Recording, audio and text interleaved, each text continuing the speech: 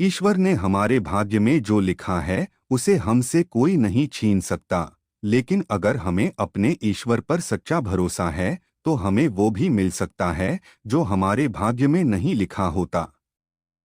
इस पूरे ब्रह्मांड में ऐसी कोई ताकत नहीं जो इंसान की इच्छाओं की पूर्ति कर सके, क्योंकि इंसान की इच्छाएं एक समुद्र के समान होती है जिसे कभी भी भरा नहीं जा सकता। इंसान का मुश्किल वक्त उसके लिए एक दर्पण की तरह होता है जो हमारी क्षमताओं का दर्शन हमें करवाता है। जो दूसरों की तकलीफों को समझते हैं, जिनमें दया है, दिल से अच्छे हैं, उन्हें दोबारा जन्म लेना नहीं पड़ता। श्री कृष्ण कहते हैं, एक बार माफ करके अच्छे बन जाओ पर दोबारा उसी इंसान पर भरोसा करके बेवकूफ कभी न बनो। प्रबुद्ध व्यक्ति के लिए गंदगी का ढेर, पत्थर और सोना सभी समान हैं। आपके कर्म ही आपकी पहचान है, वरना एक नाम के हजारों इंसान हैं। धर्म केवल कर्म से होता है, कर्म के बिना धर्म की कोई परिभाषा ही नहीं है। समय हमेशा चलता रहता है, कभी रुकता नहीं। यदि आज बुरा समय है तो कल अच्छा होगा। इसलिए आप बिना किसी स्वार्थ के सिर्फ कर्म कीजिए, फल समय खुद देगा। जो अहंकार से मोहित हो जाता है वह सोचता है, मैं करता हूं। मैं किसी का भाग्य निर्माण नहीं करता, हर व्यक्ति अपना भाग्य स्वयं लिखता है। पृथ्वी, जल, अग्नि, वायु, आकाश, मन, बुद्धि और अहंकार, ये मेरी प्रकृति के 8 विभाग हैं। भगवान श्री कृष्ण इस अनमोल वचन के माध्यम से कार्य करने की नियत का उल्लेख करते हैं। जब किसी भी कार्य करने में अगर लालच होगा, बेईमानी होगी, जलन होगी तो वो काम न तो सही होगा और न ही उसके परिणाम फलदायी। इसके अतिरिक्त जिस कार्य को हम पूरे मन से प्रेमपूर्वक करेंगे तो वो न सिर्फ हमारे लिए बल्कि समाज के लिए भी हितप्रद होगा। जो व्यक्ति कामी प्रवृत्ति का होता हो, जिसके मन में लोभ होता है और जो अत्यधिक क्रोधी स्वभाव का होता है, उसके लिए नर्क के द्वार सदैव खुले होते हैं। अर्थात ऐसे व्यक्ति को तो सिर्फ नर्क में ही जगह मिलती है। भगवान श्री कृष्ण ही इस सृष्टि के पालनहार है। वही इस संसार की शुरुआत थे, वही मध्य और वही अंत होंगे।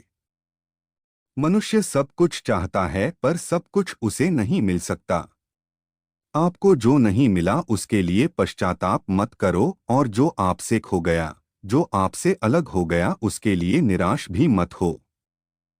समय एक सा नहीं रहता। आज दुख है तो कल सुख भी आएंगे, और सुख के बाद दुख भी आना स्वाभाविक है। आपको पूरे धैर्य और श्री कृष्ण पर विश्वास के साथ अपना जीवन निर्वाह करना चाहिए। लोग अक्सर सच कहने से बचते हैं या डरते हैं, पर सत्य कभी छुप नहीं सकता और न ही कभी मिट सकता है।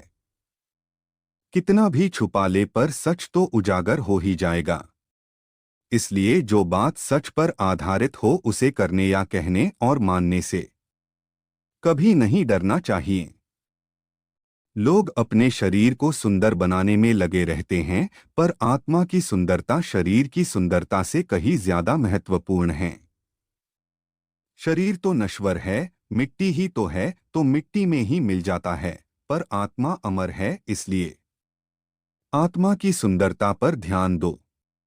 आत्मा की सुंदरता अपने को श्री कृष्ण में लीन करने में मिलती है। मन चंचल होता है, यह इधर उधर भागता है और किसी भी कार्य की एकाग्रता का दुश्मन है।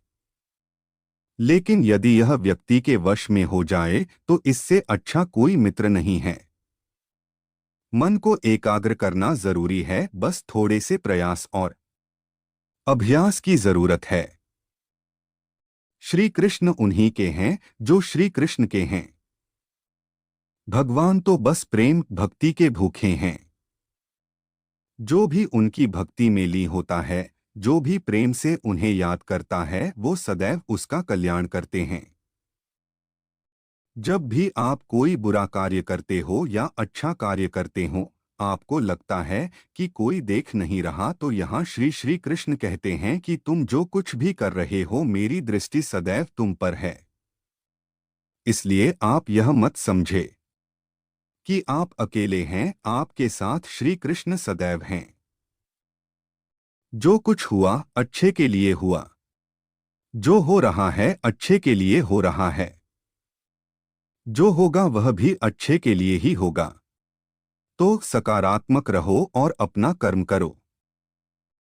हमारी सफलता और असफलता इस बात पर निर्भर करती है कि हम खुद पर कितना विश्वास करते हैं। व्यक्ति जो चाहे बन सकता है, यदि पूरे विश्वास के साथ अपने लक्ष्य पर लगातार चलता रहे। कहते हैं मन के हारे हार है और मन के जीते जीत। जिस प्रकार सकारात्मक विचारों से सफलता मिलती है, उसी प्रकार नकारात्मक विचार असफलता के मार्ग की ओर अग्रसर करते हैं।